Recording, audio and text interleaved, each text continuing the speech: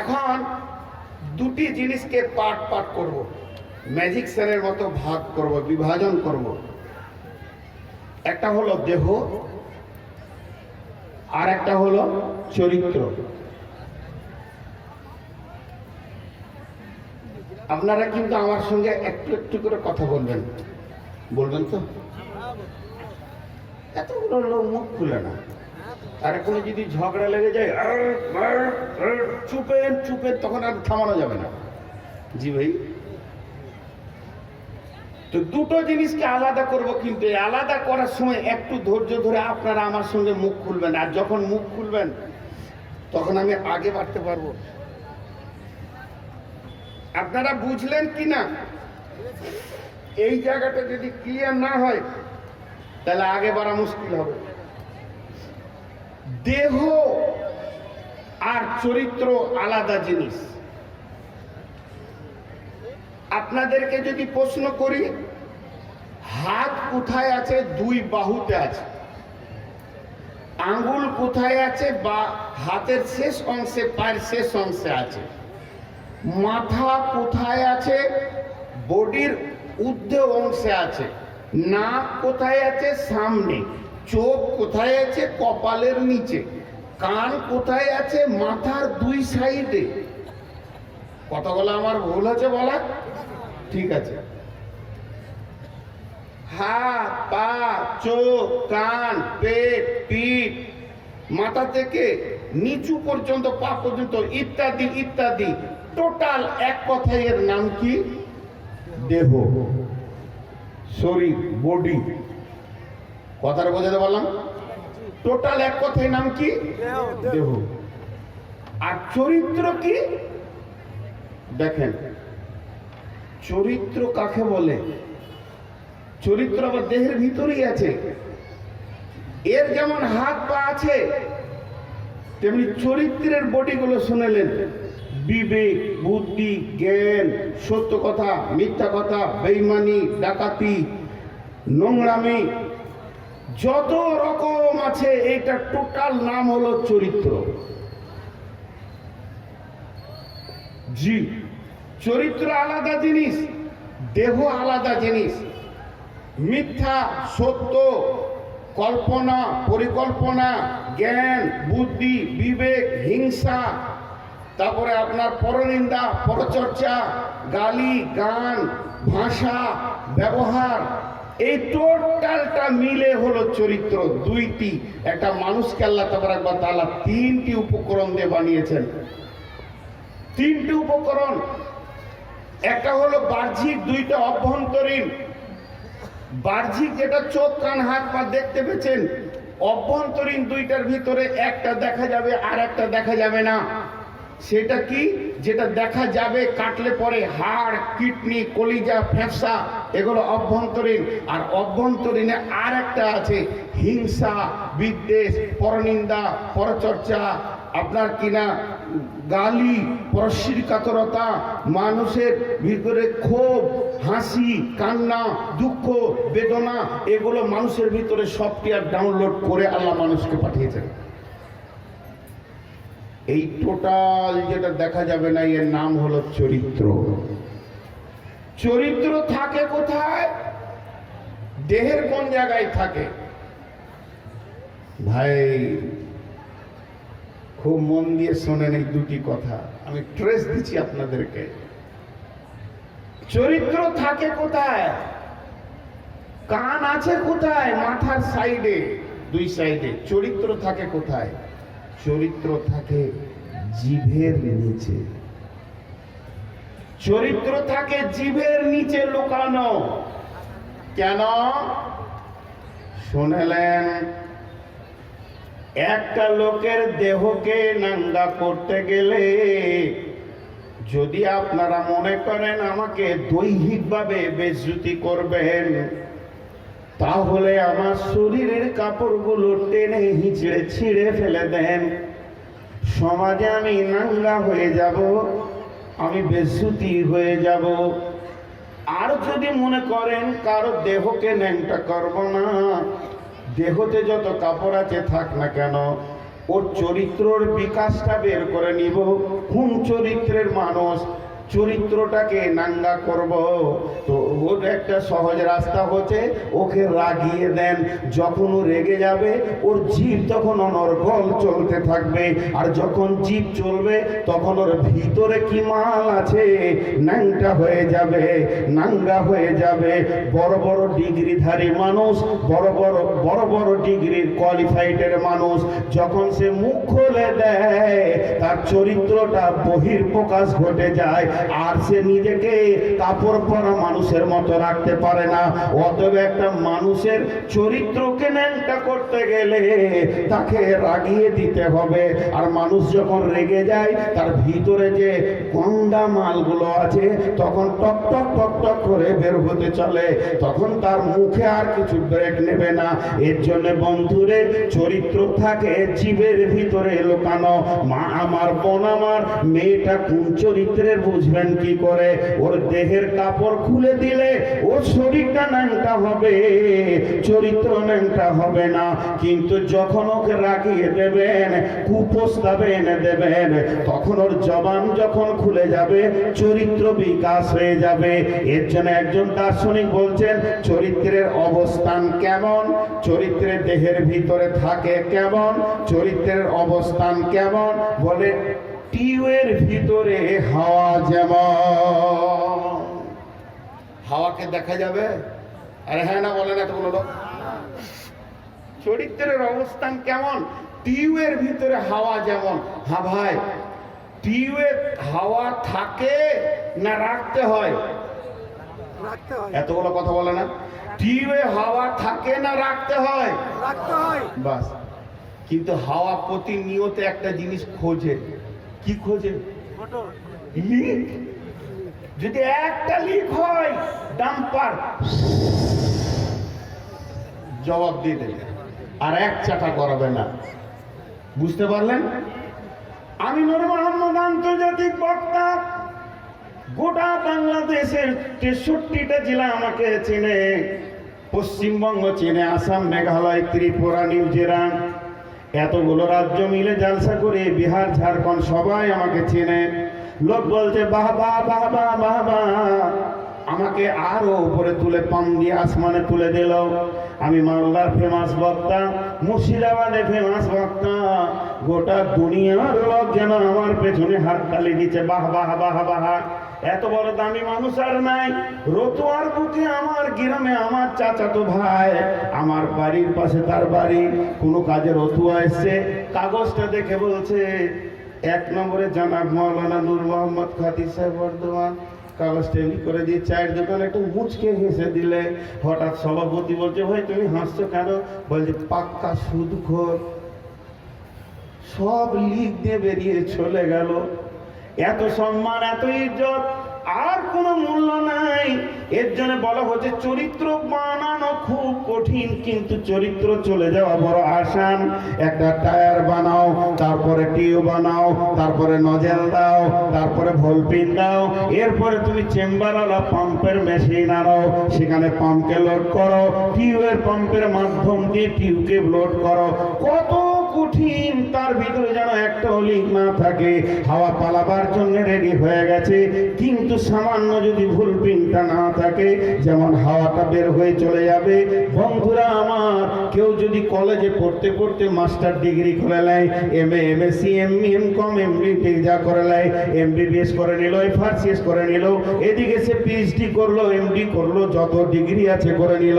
আবার মাদ্রাসায় পড়তে পড়তে মৌলানা, মুফতি, মুহাদ্দিস, হাফেজ, কারি হয়ে গেল, সমস্ত রকম ডিগ্রি করে নিল।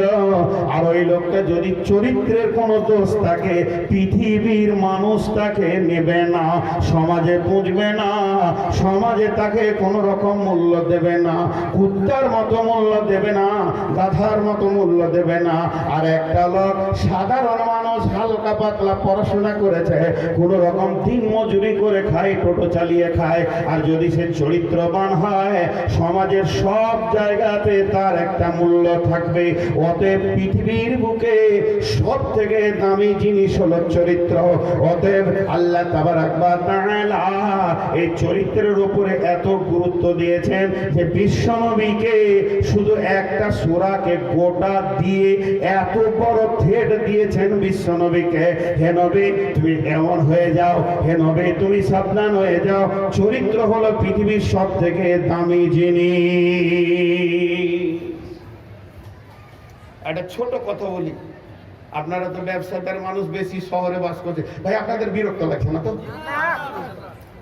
ব্যবসা করতে টাকা লাগে? জি না। কোম্পানিরা ভালো ছেলে খুঁজে বেড়াচ্ছে, কোটি কোটি টাকাতে শোরুম করে বসিয়ে দেবে, চরিত্র লাগে। এ যুগে ব্যবসা করতে টাকা লাগে না, খালি যদি আপনি গ্যারেন্টি দিতে পারেন আপনার চরিত্রের ব্যাপারে, তা আপনাকে কোম্পানি আপনার বাড়িতে কয়েক কোটি ডলার দিয়ে বসিয়ে দেবে, তার শোরুম নিজে বানিয়ে চালিয়ে দেবে। টাকার থেকেও মূল্য হলো চরিত্র। চলেন এবার এই সূরাটাতে যাই। মাঝে একটা কথা ছোট করে বলবো। বিশ্বনবী নবুয়তি পেয়েছিলেন কত বছর বয়সে? 40 বছর। বিশ্বনবী আখিরি পয়গম্বর কত বছর বয়সে নবুয়তি পেয়েছিলেন? সবার মুখ থেকে একবার শোনার আকাঙ্ক্ষা রইল আমার।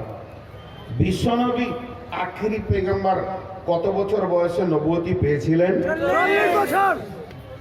সেই যে কটা চিল্লাইছে ওই কটা, ওরা মুখ খুলছে না। জি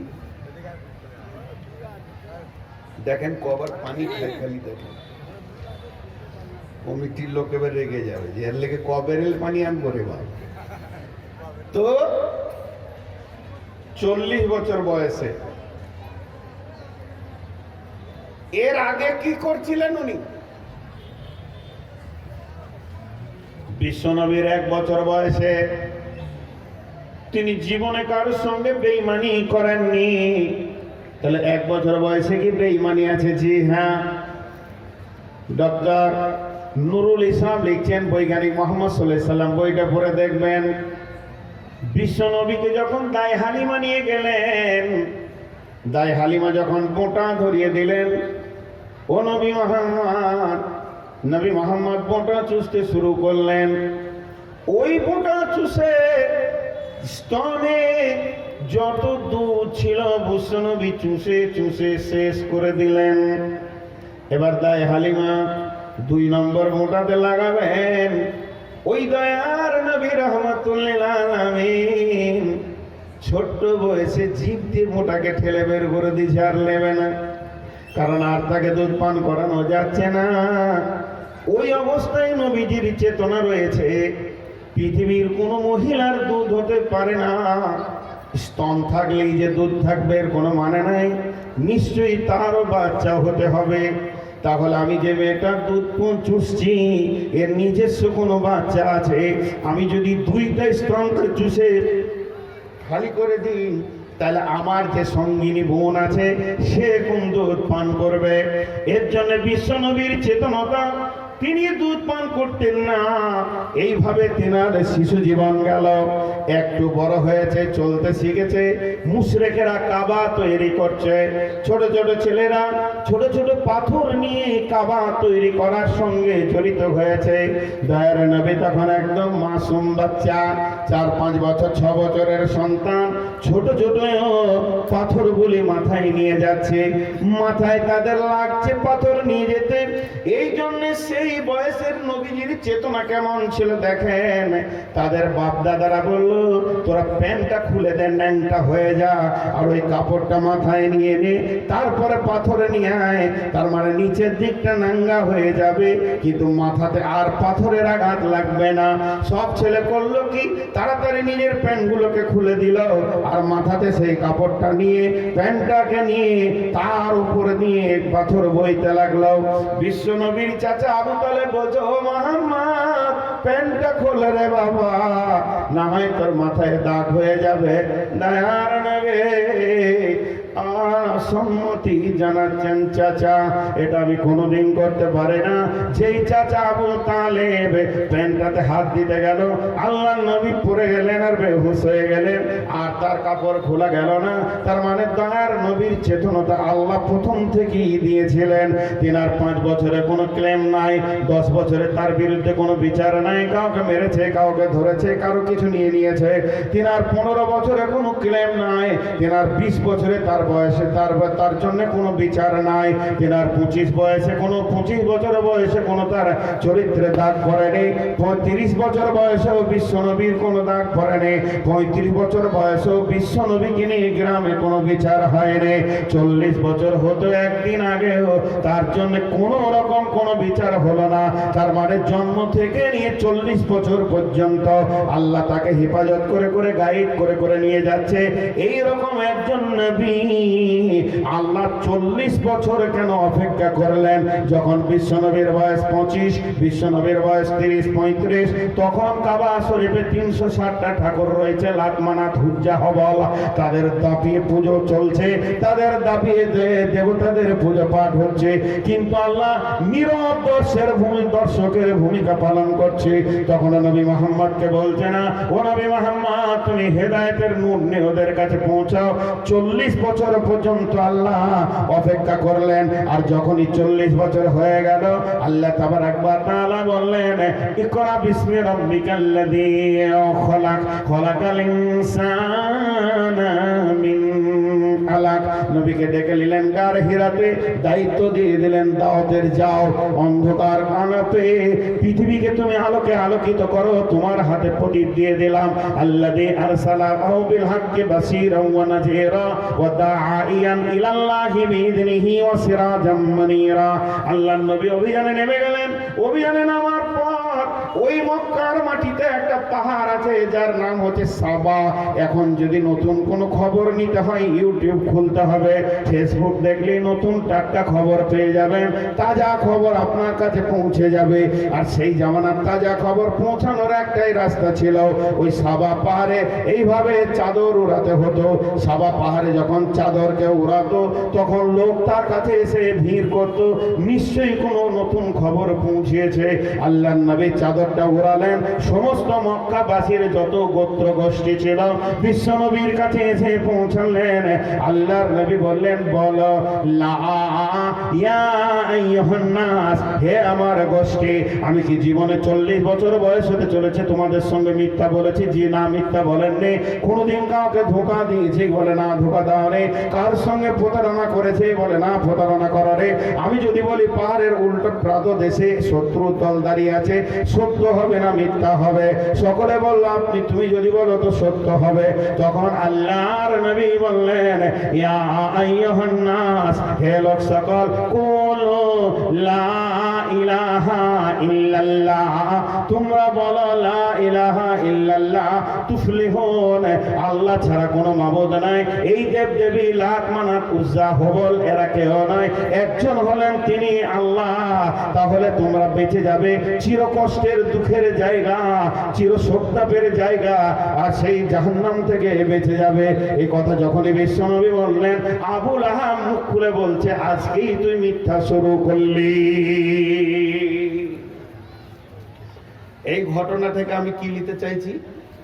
40 বছর আল্লাহ তিনার চরিত্র বানালেন। জি কেন? এইটাকে বহন করবেন তিনি। হাজি ওষুধে ভেজাল আছে কিনা ওটা আমি বলছি না, কিন্তু যে অ্যাডভার্টাইজ করবে সে যদি 2 নম্বর মাল হয় তার কাছে কেউ ওষুধ কিনবে? মিথ্যুকের কথা কেউ শুনবে? একবার মুখ খোলেন। কিসের বোঝা বহন তরে গরল তারে যত্ন করে, কিসের বোঝা বহন তরে, কিসের বোঝা বহন তরে গরল তারে যত্ন করে, প্রভু তারে করল বরণ সারা জাহান মাঝে, কোন বিরাগী মন উদাসী হীরা গুহার মাঝে, কার বিরহে চোখের পানি ঝরাই সকালে সাঁঝে, হঠাৎ হলো জানাজানি কানাকানি, হঠাৎ হলো জানাজানি কানাকানি, আসলো প্রিয়র অসীম বাণী, আধার ধরা ওজল হলো কোরআন নূরের তাজে, কোন বিরাগী মন দাসী হীরা গহর মাঝে, কার বিরহে চোখের পানি ঝরাই সকাল সাঁঝে। যে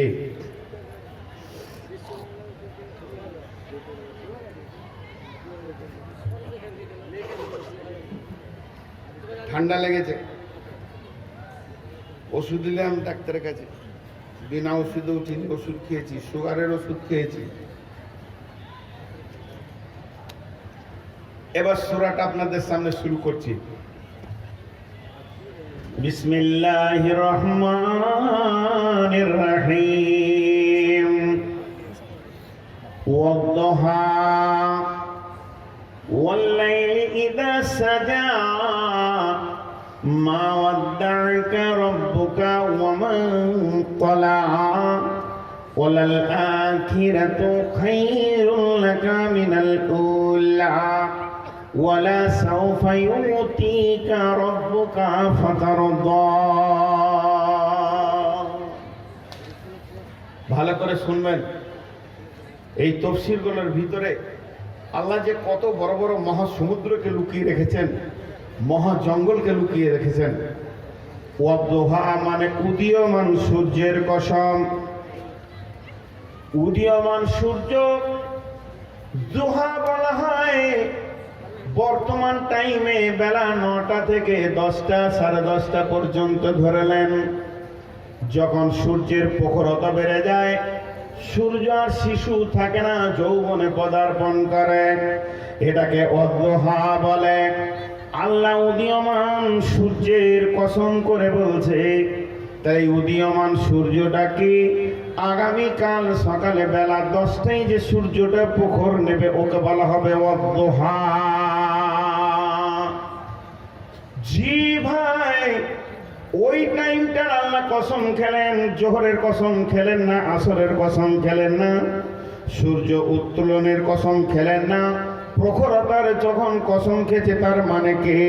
এই জোহা সূরা থেকে চরিত্রকে বোঝানো হয়েছে। এই উদীয়মান সূর্য কাকে বলা হয়েছে?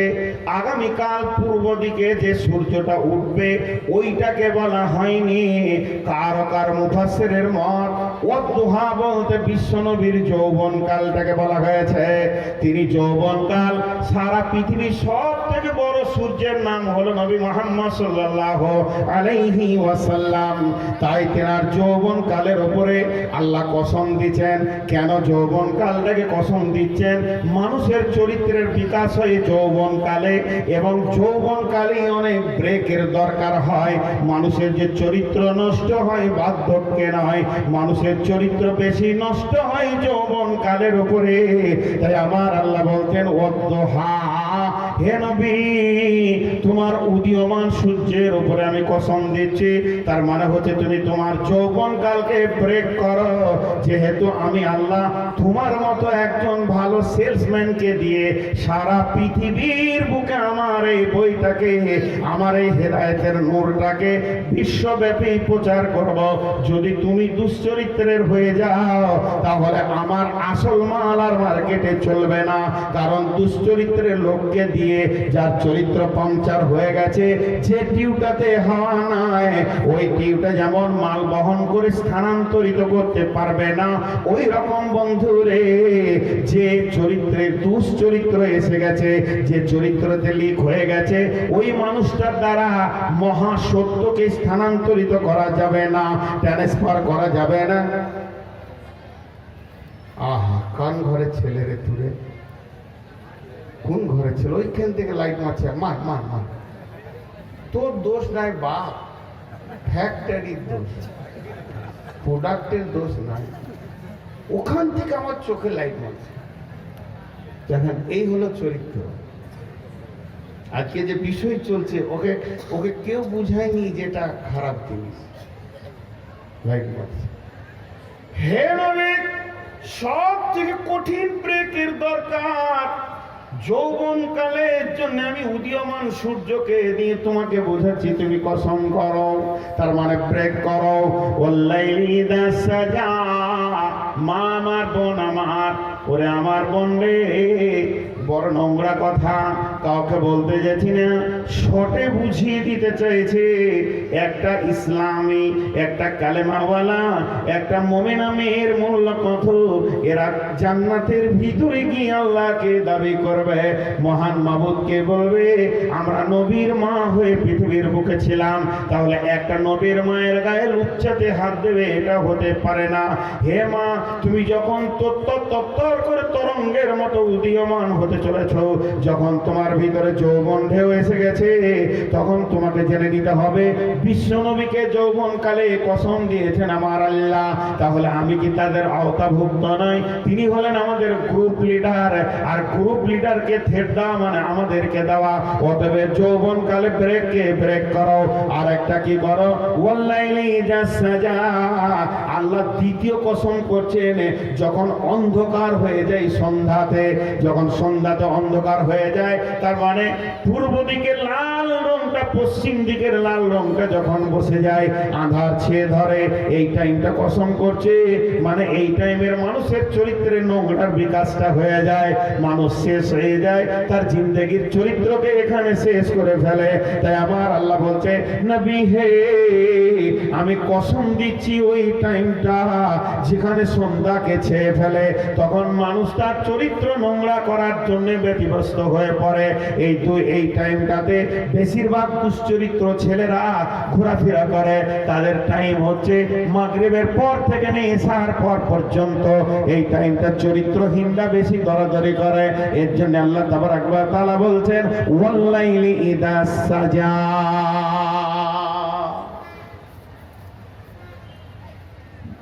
দুটো কসম হলো,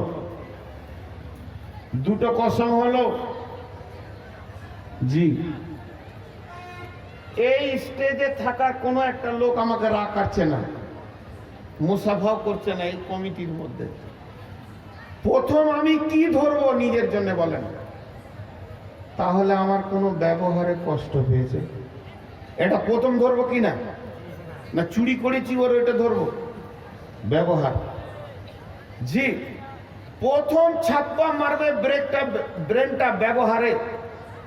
আজকে জালসা করলাম, এতগুলো মানুষের কাছে আমি বাহ পেলাম, আগামী কাল সকালে উঠে মার্কেটে দাঁড়িয়ে আছি, কেউ এসে এই লোকগুলি পরিচিত চেহারাগুলি আমাকে একজনও বললো না যে ভাই এক কাপ চা খান।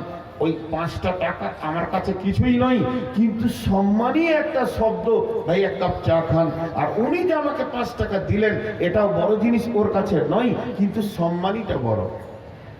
আমি পেলাম না, তখন আমি কি ভাববো?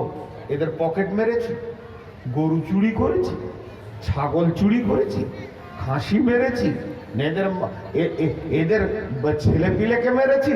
জি না। ফার্স্ট আমার ব্রেন আমাকে নিজেকে অ্যাটাক করবে, নিশ্চয়ই তোর ব্যবহারে এরা অসন্তুষ্ট। কথা বোঝাতে পারলাম কিনা? আরে একবার সকলে মুখ খোলেন, কথা বুঝছেন কিনা? সেই ঘটনাটা রসুলের হয়েছে। কয়েকদিন ওহি আসছে না, কেউ বলছে এটা সূরা লাইলের ব্যাপার, কেউ বলছে না সূরা জুহার ব্যাপার। নবীজির কাছে কয়েকদিন জিবরাইল এলো না। যখন জিবরাইল আসছে না, বিশ্ব নবী খাটে পড়ে গেলেন। কি জানি, আমার ব্যবহারে মনে হয় আল্লাহ অসন্তুষ্ট হয়ে গেছে। এই অসন্তুষ্টির কারণে আমার আল্লাহ আমাকে ছেড়ে দিয়েছে। যে মহান মুনিব আমাকে গাড়ে হিরাতে নিয়ে গিয়ে সুন্দর কোরআনের অবয়ব দিতে শুরু করলেন, সেই আল্লাহ কেন আর জিবরাইলকে পাঠাই না? কয়েকদিন ওই বন্ধ থাকার কারণে যখন বিশ্বনবী খাটের সঙ্গে পড়ে গেলেন, আর বিশ্বনবীর মন ভালো নাই, মনের স্বতঃস্ফূর্ততা নাই, এমন সময় আম্মা জান আয়েশা ঘরগুলোকে ঝাড়ু দিচ্ছেন, আর হাবিবের দিকে তাকিয়ে দেখছেন দয়ার নবী যেন বড় কষ্টের সঙ্গে জীবন কাটাচ্ছে। কারণ আল্লাহর কথা বলেন না, আল্লাহর সঙ্গে যোগাযোগ বিচ্ছিন্ন হয়ে গেছে। এর জন্যে এমন সময় আম্মা জান আয়েশা ঝাড়ু দিতে দিতে খাটের নিচে যখন ঝাড়ুটা ভরেছে তখন একটা কুত্তার বাচ্চা মরে পড়েছিল। কি জানি আল্লাহর কুদরত, বাচ্চাটা নষ্ট হয়নি। বন্ধুরে আমার, ওইটাকে বের করে ঝাড়ুতে নিয়ে আম্মা জান আয়েশা এইভাবে ঘর থেকে ছুঁড়ে বের করে দিলেন। যেই কুত্তার বাচ্চাটা ঘর থেকে বের করে দিলেন, এমন সময় জিবরাইল আমিন এসে বলছেন, মা ওয়াদ্দাকা রব্বুকা ওয়া মা কালা। নবী হে, আপনি ভাবিয়েন না আপনার আল্লাহ আপনাকে ছেড়ে দিয়েছে, আপনার উপরে নারাজ হয়েছে। জি, আপনার আল্লাহ আপনার উপরে নারাজ হয়নি। আপনার আল্লাহ আপনাকে কোনোদিন ছেড়ে দেননি। যেমন প্রেমের আবদ্ধে আপনাকে আখরি পয়গম্বর বানিয়েছে, একই প্রেম রয়েছে। নবীর দেহে শক্তি, সাহস, উদ্দীপনা ফিরে উঠলো। বিশ্বনবী উঠে বসলেন। তখন আল্লাহর নবীকে জিবরাইল বলছেন, মা ওয়াদ্দাকা রব্বুকা ওয়া মা ক্বালা ওয়ালাল আখিরাতু খায়রুল লাকা মিনাল উলা ওয়ালা সাওফা ইউতিকা রাব্বুকা ফাতারদা। হে নবী, পৃথিবী থেকে আপনার আখিরাতটাকে উত্তম করে রেখেছেন আল্লাহ। পৃথিবী নিয়ে বেশি চিন্তা করবেন না, আপনার আখিরাতকে সুসজ্জিত করা হয়েছে। আর আল্লাহ তাবারাক ওয়া তাআলা অতি সত্তর মানে খুব অল্প টাইমের ভিতরে কিছু দান করবে, আপনাকে দেবেন, আর আপনি তাতে রাজি হয়ে যাবে। এখানে যদি একটু ধীর মস্তিষ্কে না শুনেন তো ভুল হয়ে যাবে। এই জন্য আমি একটু ট্রেস দিয়ে বলছি, আমি নিজে বক্তা তাও ট্রেস দিয়ে বলছি, একটু ধীর মস্তিষ্কে শোনেন। আল্লাহ তার নবীকে বলছেন উদীয়মান সূর্যের কসম দিয়ে, রাতের কসম দিয়ে, কারণ এই সময় চরিত্র নষ্ট হয়।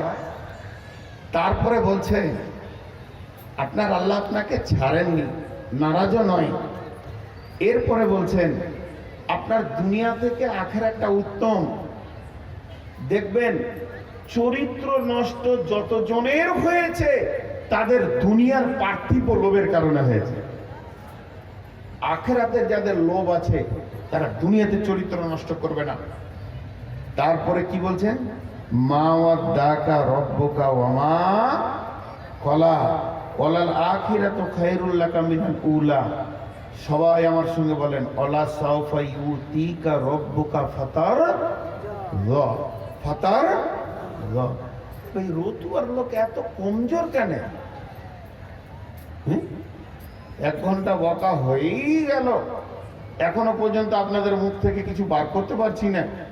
জি, একবার বলেন, জোরে বলেন তো একবার সুবহানাল্লাহ। জি, এবার ভালো লাগলো যে বেঁচে আছে, আর না এলে হসপিটালে ভরে দেবো। এখানেই হসপিটাল, হ্যাঁ, মরা রোগীর কোনো চিকিৎসা নেই। তো আল্লাহ বললেন, ওয়ালা সাওফা ইউতিকা রব্বুকা ফাতারদা। কেন গো, কেন এই কথাটা লুকিয়ে রাখছেন আল্লাহ? জিবরাইলকেও গোটা বলছেন না। এর মানেটা কি? জিবরাইল আমিন নবীজিকে বলছেন, ইয়া রাসূলুল্লাহ, আপনার আল্লাহ আপনাকে অতি সত্বর কিছু দেবেন আর আপনি খুশি হয়ে যাবেন। তা মালটার নাম বলছে না, কি দেবে? ভিতরটা কেমন হয় বলেন তো? ছটফট করবে কি না?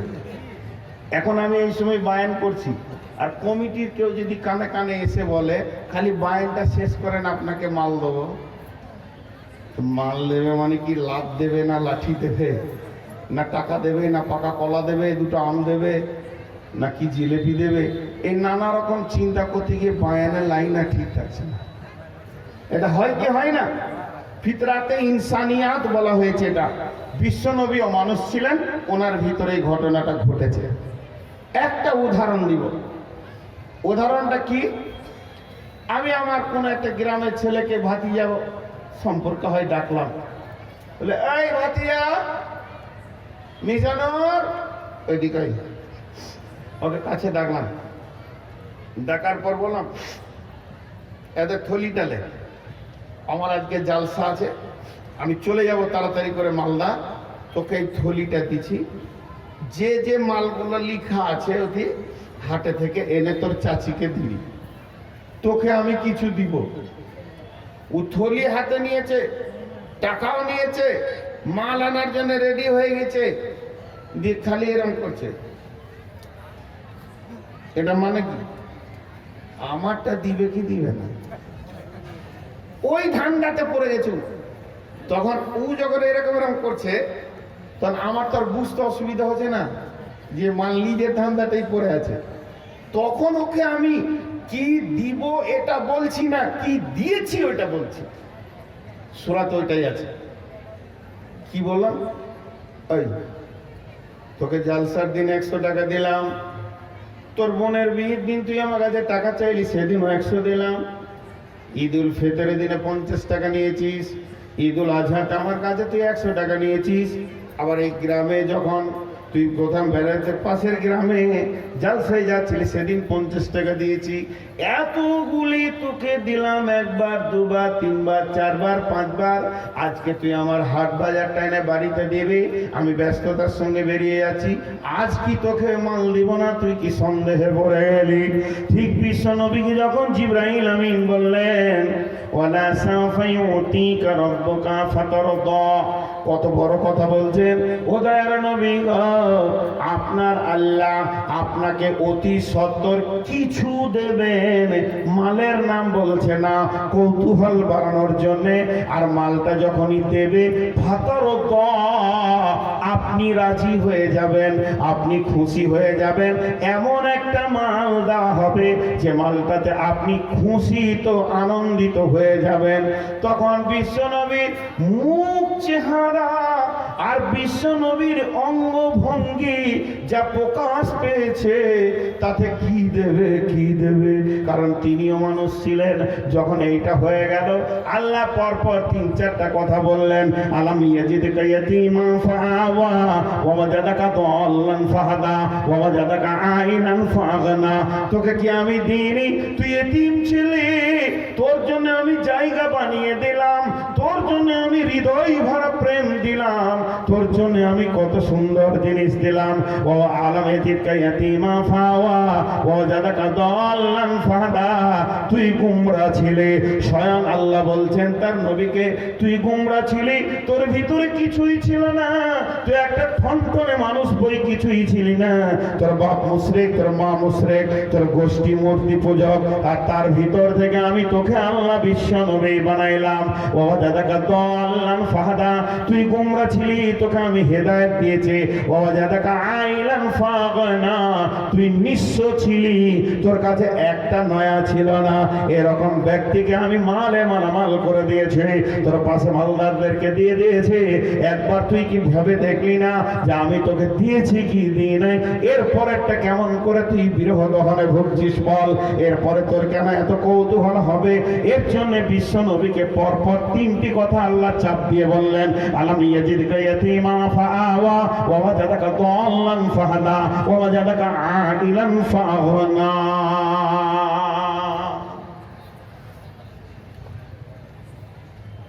জি ভাই, একটু ব্যাখ্যা করব। মা বোন এবার আপনারা রেডি হন।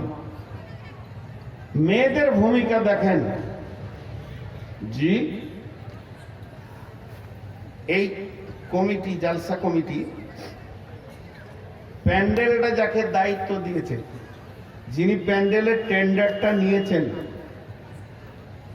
তেনাকে বলে দিয়েছে এখানে একটা স্টেজ হবে, স্টেজটা 2টো স্তর হবে, 2 দিকে ফাঁকা জায়গা থাকবে, মাঝে পর্দা থাকবে, ওইদিকে মহিলা বসবে, এইদিকে পুরুষ হবে। এটা মনে হয় 100 ফিট আছে না?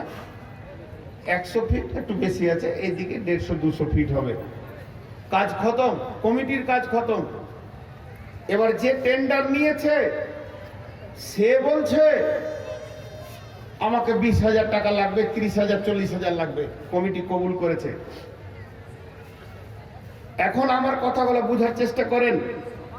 ওই প্যান্ডেলের যিনি টেন্ডার নিয়েছেন, উনি আসছেন এখানে প্যান্ডেল করার জন্য 10খানা লিবারকে নিয়ে, তাদেরকে টিফিন করিয়ে দিলেন, দিয়ে বলছে ওইখানে একটা গর্ত কর, এখানে একটা খাল কর, এখানে একটা কর, ওখানে একটা কর, ওখানে একটা কর। আর এই জায়গাটা ঘন করলো। যারা লিবার তারা কি এই ছাওয়ানিটা দেখতে পেয়েছে না, কিন্তু জ্ঞান চোখে যে টেন্ডার নিয়েছে সে দেখতে পেয়েছে কিভাবে এটাকে বানাবো, তার আগে এই প্যান্ডেলের ছবি তার মাথাতে ঢুকে গেছে, খালি রূপ দিতে বাকি আছে। এখানে কেন এত ঘন খুঁটি দিল? যেহেতু এখানে সবসময় 10টা লোক আরোহণ করবে, এখানে চাপবে, অতএব এখানে চাপ সৃষ্টি হবে। উদ্দেশ্য খুঁটি গাড়া না উদ্দেশ্য এই তিরপলকে তুলে রাখা? জি ভাই, তিরপালকে তুলে রাখা। তিরপলকে তুলে রাখা। তাহলে খুঁটিটাকে গাড়ছে। এখন খুঁটি বলছে না আমি উদ্দেশ্য, উদ্দেশ্য উ বিধেয়। এবার খুঁটিটা যখন গাড়ছে তো আর পাশে ছোট ছোট ইট দিয়ে সিলাই কি সিলাই নেয়? আচ্ছা, খুঁটি বলছে আমি হিরো, তো ইট গলা বলছে আমরা কি কম আছি নাকি তোর থেকে? হ্যাঁ, আমরা কি দামে কম আছি? ওই যে টানগুলো মেরেছে এদের কি মূল্য নাই? মূল্য আছে। আল্লাহ তাবারক ওয়া তাআলা বলছেন আমি হলাম ইঞ্জিনিয়ার, মেন টেন্ডার আমার হাতে, গোটা পৃথিবীতে কোরআনের প্যান্ডেল হবে। তাই এখানে আমাকে কিভাবে কোরআনকে পাঠাতে হবে তার জন্য আমি তোকে বেঁধে নিলাম একটা খুঁটি, একটা টাওয়ার। তোর মাথার উপর দিয়ে আমি পৃথিবীর বুকে কোরআনকে ছড়াবো। কিন্তু নবী মুহাম্মদ, তোর পাশে যারা রয়েছে আবু বকর, উমর, ওসমান, আলী, হযরতে তালহা, হযরতে জুবাইর, হযরতে জাবির, হযরতে হানজালা, আমির হামজা, এইগুলোকে আমি তোকে উপহার দিয়েছি কিনা তোরা বল। তুই একবার জবান দিয়ে বল, তারা নিজের মা বাপকে যত না ভালোবেসেছে তার থেকে তোকে বেশি ভালোবেসেছে, এটা আমার উপহার ছিল কিনা তুই বল।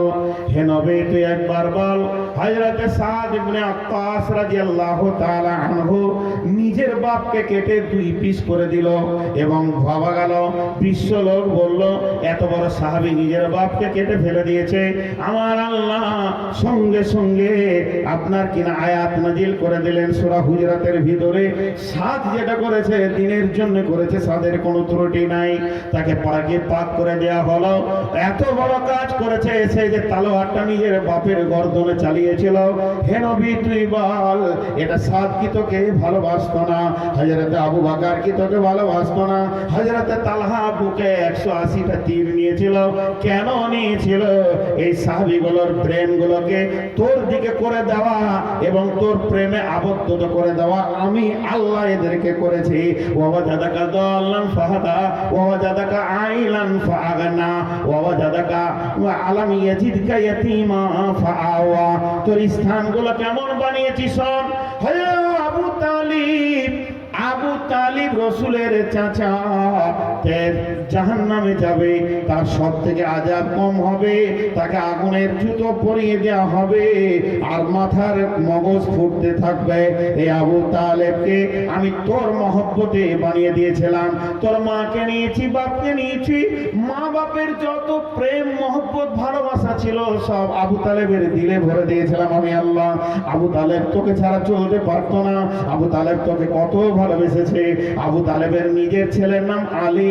আলী বাপের জাঙ্গে বসে খেলা করছে, আলী বাপের জাঙ্গুতে রয়েছে। আর এমন সময় বিশ্ব নবী হেঁটে আসছেন। আবু তালেব নিজের ছেলেকে মাটিতে নামিয়ে দিয়ে দয়ার নবীকে কোলে নিয়েছিলেন। কে না? আবু তালেব। বিশ্ব নবী ছাগল চড়াতে গেছিলেন, খেলার ময়দানে গেছে, সন্ধ্যা হয়েছে, সকলে বাড়ি ফিরে চলে গেল, বিশ্ব নবী এখনো বাড়ি ফিরেনি। এমন সময় আবু তালেব বলছে আমার বেটা মুহাম্মদ কয়? খেলার ময়দানে গিয়ে দেখছে খেলার সঙ্গীরা বাড়ি চলে গেছে, কিন্তু আমার নবী তখন শিশু, মুখ নাম করে ভারী করে দাঁড়িয়ে আছে। আজ আবু তালেব গিয়ে বলছে ও বেটা মুহাম্মদ, সন্ধ্যা হচ্ছে রে বাপ, বাড়ি আয়। এই কথা যখনই বললেন আল্লাহর নবী দূরে এসে আবু তালেবকে জড়িয়ে ধরে বলছে চাচাজি, পৃথিবীর বুকে যত সন্তান আমার সঙ্গে খেলা করছে তাদের মা বাপ তাদেরকে ডেকে নিয়ে যাচ্ছে, এই পৃথিবীতে কি আমার মা বাপ বলে কেউ নাই? এমন সময় বিশ্ব নবীকে আবু তালেব কোলে তুলে নিয়ে বললেন ও বেটা মুহাম্মদ, আমাকে আল্লাহ তোর মা বানিয়েছে, তোর আব্বা বানিয়েছে। যেদিন আবু জাহেল বিশ্ব নবীকে পাথর মেরে রক্তে রঞ্জিত করে দিয়েছিল, সেদিন আবু তালেব বলেছিল বেটা মুহাম্মদ একবার নামটা বল তো তোকে কে পাথর মেরেছে, তুই খালি নাম বলে দিবি, তোর ডিউটি শেষ। আমি কথা দিচ্ছি তাকে, তার বংশ বুনিয়াদকে আরবের মাটিতে রাখবো না, তাকে এখান থেকে তেড়ে দিব। এত ভালোবাসা আবু তালেবের বুকে কে দিয়েছিল? আলম ইয়াজিদ কা ইয়াতীমা ফাআওয়া।